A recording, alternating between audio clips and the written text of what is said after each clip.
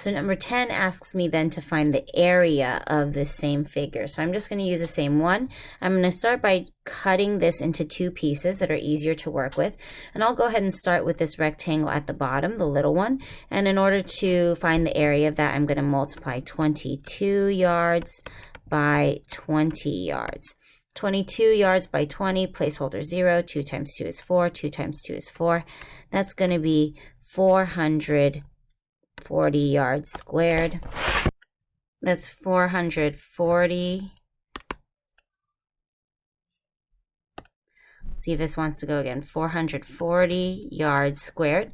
Then we're going to go ahead and find the area of this larger rectangle up here at top. And when I look at that, that width is 55 yards squared, and the height is over here. It's the 33 yards.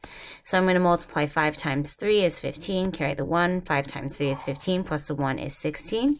Placeholder 0, and then I'm going to do those same numbers again. When I add, this is not cooperating. All right, when I add that, that's going to be 5 plus 0 is 5. 6 plus 5 is 11. Carry the 1.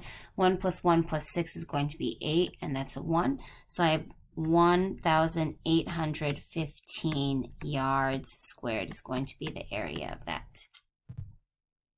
Oh, sorry, I forgot. I have to then add the 440 yards squared. So I have 1,815 yards squared plus the 440 yards squared. That's going to get me a 5, and a 2, and a 2. So 2,255 yards squared is that answer.